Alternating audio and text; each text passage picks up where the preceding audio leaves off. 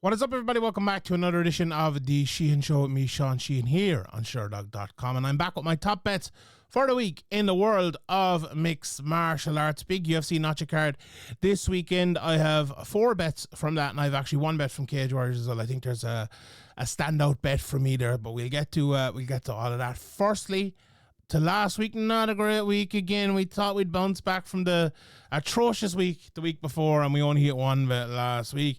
That was Craig and Modestas Bukowskis, under a round and a half, which hit a plus 112. We had another fight, though, that didn't happen. We had a bet on Keita Pitbull. That didn't happen, so we only got 2 bets wrong. Hoofy, disastrous. And in the heavyweights, I got a decision again. Not great. The flyer obviously didn't hit. We had the Irish double. But I have 1 flyer this week, and I actually had a second flyer, but I changed it last minute because, and I'll explain to you when I get to the bets why I changed it. Yeah, let's get straight into them. The first bet I'm going to go for is this one I was kind of torn on, but I'm going for David Martinez.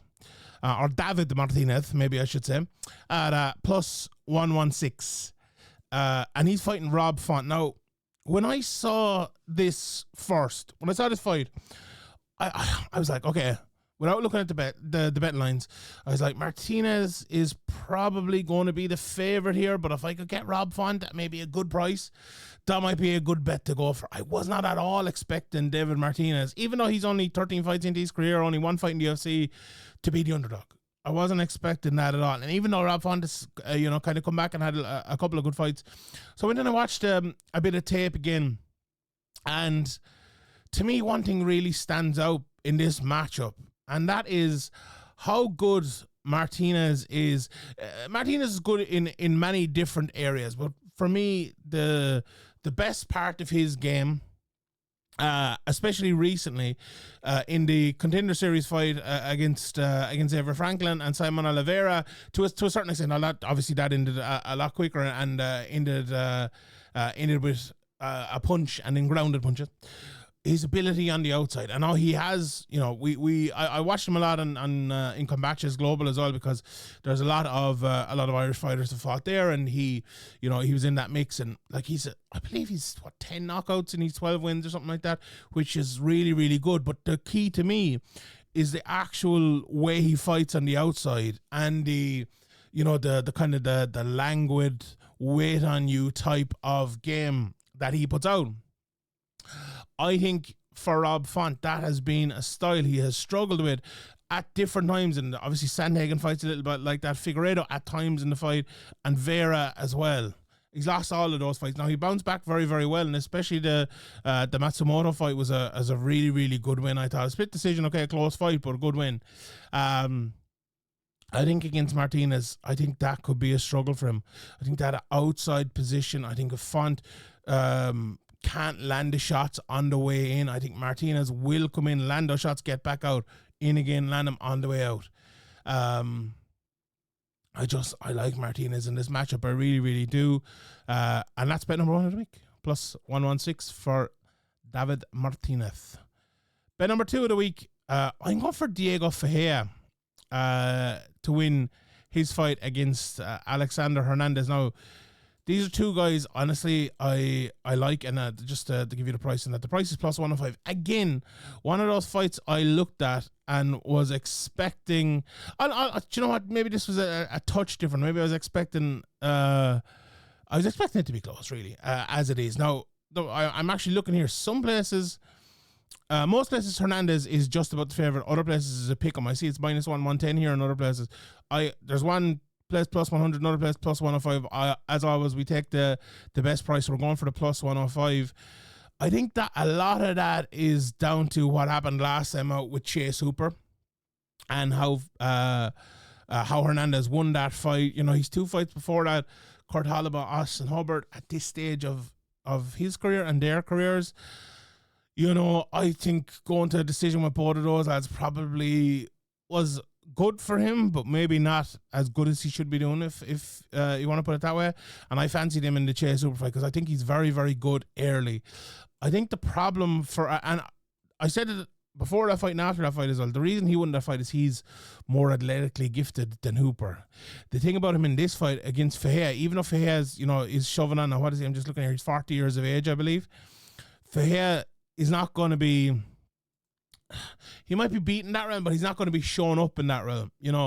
Okay, if he goes in there against, say, like Grant Dawson last time, I lost the decision in that fight against a guy who's a really, really talented guy, but very talented athletically as well as, tactically and technically and all of that. I think Hernandez is, but I don't think he's gone to that next level, if you get me, where the athletic ability is as high as people say, like of Ferreira, or the technical ability is as high as people like Ferreira. I just think Ferreira is a better fighter than him. Like, he beat, his last 3 wins, Matthias Rebecki, Michael Johnson, Anthony Pettis. Like, I'm looking through Hernandez's record here. He beat Jim Miller. And other than that, like, he doesn't have a win. Maybe that's, and I beat Benil Dariush, obviously, as well, is another one who stands up.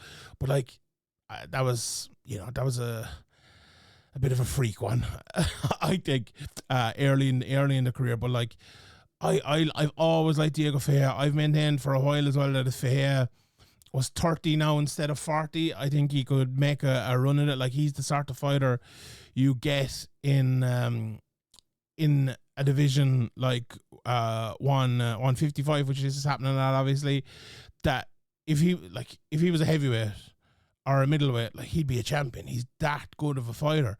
Like Hernandez, I think if he was in different weight classes, he'd be higher up as well. But I really like Ferreira. I've always been a fan of his. I like his all-around game.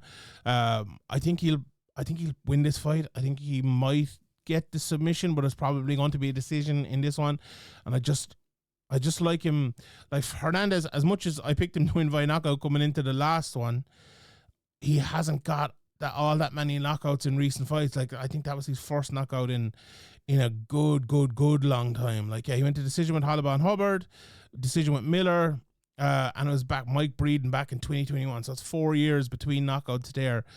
Is he going to knock out Ferreira? A guy who's, okay, he's been knocked out 3 times in his career, but that's 25 fights against some good guys in there, no doubt about that.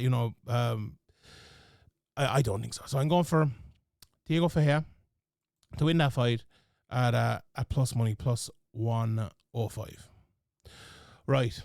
This is the bet, my next bet, the one that I was going to give you both sides of the bet. So the bet I'm going for Kelvin Gastelum to win via decision at plus 155. I was going to hedge my bets a little bit, and I was going to give you a flyer. And I'll just check this price again, because I deleted it out of my things. But so I think this fight will go 2 ways. I think either Gastelum win by decision, as I've just given you, or I think Stuffles by submission. I was plus 1,400 earlier, it's plus 1,300 now, so 13 to 1 to win, for him to win by submission. So I went back and I watched a good bit of Stuffles, whose name I'm sure I'm pronouncing very, very well. And I watch him a lot of times for obviously know Gastelum very, very well. And like his game, Dustin, I'm talking about, at 16 and 7 at 33 years of age, is what it is, to steal a phrase from my guy Max Holloway. Like, he is this kind of lift your leg, throw the odd jab, counter with the hook,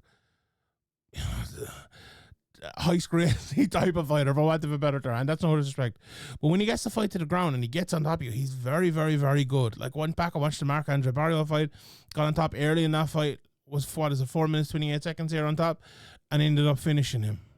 Like, even the Ruzabayev fight, the last fight, who was a very good fighter and ended up winning the decision, he had moments in that, but it's because he fought on the feet for good moments, and because he lost the position on the ground is why he ended up losing that fight. But he catches a lot of lads in submissions. Like, he has, I'm just looking here, I think 6 wins by submission or something like that. The other side of it, Gastelum, his losses, he's had 3 losses by submission. So that's a good view. All his finishes, he'd never been knocked out.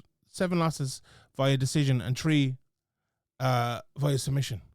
So I think there's two ways this fight can go. You know, Suffolk's like Gastelum's gone to 8 decisions in his career, only 5 knockouts. I think he's getting less and less. Like you look at the wins for him recently: Rodriguez decision, Curtis decision, Heinisch decision, back to Jacare decision. Bisping was the last knockout he had in 2017. God Almighty. So if you want to hedge your belts a little bit with Suffolk, if you don't think Gastelum is what he used to be, I don't think that's a bad bet at all, at plus 1,300. But I do think the most likely outcome here, a little bit like Martinez, I think, like watching Stuffolds, I think he's wide open for Gastelum to kind of, do you know what I predict in this fight? Load of jabs to the body, maybe a few left hooks to the body, fighting on the outside, leg kicks from Gastelum. If he plays it smart, I think he'll just win it, and from the outside win a decision. You know, the knockout is a possibility. I think if he dominates, it dominates.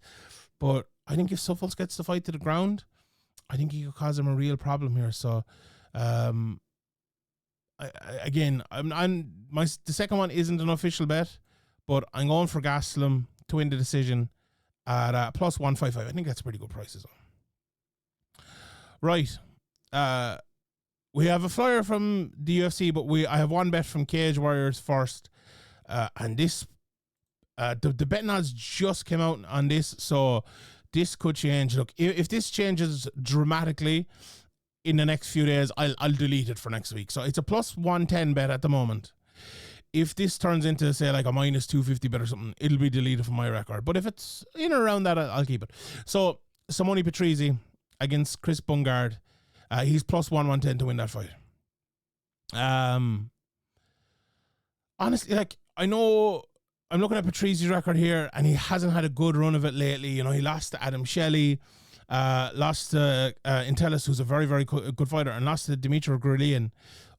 Adam Shelley's a good fighter too. 3 very, very good fighters there, you know, and he lost to Grilian actually twice. He lost to Early in his career as well, but he's won every other fight. Now, you could say the opponents aren't as tough as those, but like, I think his last 3 wins, he fought a 4-3 guy, a 4-0 guy, a 2-1 guy, and an 0-1 guy.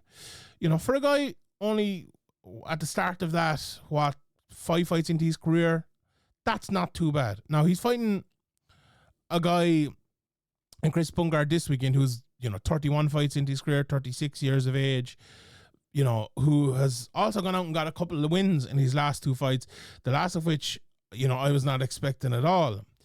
And Chris Bungard is the sort of fighter as well. You know, he's this is a bad thing to say when I'm picking against him. He's a bad guy to bet against because, like, he wins fights like that Perry Goodwin fight. Okay, maybe Perry is at a stage of his career, but the Gavin Hughes fight, as I said, the last fight that he won, like, back in the day, what was the big fight he won?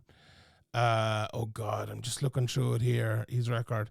But Terry Brazier, no one was expecting him to win that Terry Brazier fight back in 2019, and he did win it. But I don't know, for me, Bungard is the type of guy who he rises to an occasion, and I don't mean to be disrespectful to him now or anything, but I don't think he has, like, Patrizi at his best, Bungard his best. I think Patrizi wins that 10 times out of 10. But most fighters don't fight to their best all the time, and sometimes Chris Bungard fights to 12 or 13 or 14 out of 10. You know, he's one of those guys, and that's probably, you know, that's the greatest compliment I could give anyone. Now, I'm Shawnee, give it with one hand and take it away with the other hand, because I'm saying, like, maybe he's not as good as Patrizi, which I don't think so. That's what I'm betting on. That's what I'm banking on. The best Patrizi shows up, he needs to win this fight. If he does win it, plus 110, I think it's, honestly, it's one of those ones you could look back on. It could be an absolute steal of a price as well. Like Patrizi, he is a finisher as well. You know, 4 knockouts. Bungard hasn't been knocked out all that many times in his career, but he has been submitted a good few times as well. Patrizi can fight on the ground. Not, you know, he's 1 submission win, I think, only, but he's well able to fight on the ground as well. Good ground and pound as well.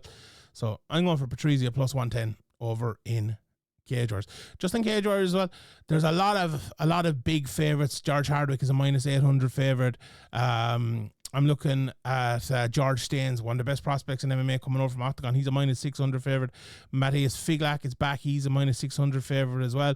Matthew Elliott, great prospect coming out of Northern Ireland, minus 950 favourite. So a lot of those sort of fights on this Cage Warriors card. One that sticks out to me, Andrew Fisher plus 120 against Orlando Prince wins. I like that an awful lot as well. I was thinking of throwing that into my card, but we'll throw it in as an extra here, plus 120 on that one. So that's the look at Cage Warriors over there. But yeah, definitely tune in for George Hardwick. Definitely tune in for the co-main event, and definitely tune in for George Staines as well as Matthew Elliott. Those lads, they know how to fight. No doubt about it. Right, the flyer of the week. I was going to give you the Stuffle submission. I'm going for the main event in the UFC, and I'm going to go with Lopes via decision at and wait till you hear this, plus 750 for Lopes to win a decision. So, do you know what? I'll just check that again, just in case that's wrong, because that to me, like, this fight took on a whole new look with what happened to the Fighting Nerds over the weekend. I did a little bit of a podcast about it. If you haven't heard it, please check it out. This fight, and just the straight up, so Lopes plus 186 at the moment ish, plus 200 ish, Silva minus 225 ish, right? So the John Silva price has gone from minus 200 all the way out to minus 307 and back in to minus 225. Now that's relatively unusual, I suppose, but not because of what happened at the weekend. I think the Fighting Nerds change there is massive, and it could change this fight massively as well. And what's the change? Like, they lost all their fights at the weekend. He seemed very emotional this fight week, and like, Silva is a knockout artist, right? So Silva wins this fight. The other pick that I was looking at was Silva via knockout. It's 12 knockouts and he's 16 wins, 3 submissions, 1 decision. He's 2 losses though, both by decision. You look at Diego Lopes at the other side of it. Like, he's a finisher as well. Lots of over 20 finishes in his career. He's gone to decision 9 times, I believe, or ish in his career, and won, just less than half of them in 4. But this is the sort of fight that I think Diego Lopes is going to be fighting the longer game. Also, with that, Diego Lopes' last 3 fights: Alexander Volkanovski, decision; Brian Ortega, decision; Dan Ige, decision. So he might have the best, the biggest decision record in terms of a lot of them, but the last 3 fights went to decision. So I like that bet. I'm going for Lopes via decision. I'm going to get him to stop that knockout, and that is the flyer of the week. So a quick recap: Martinez, Ferreira, Gastelum via decision, Patrizi, all plus money and plus 750, Lopes via decision. All right, everybody. My name is Sheehan for Sherdog.com. Please bet responsibly. We'll see you all next time.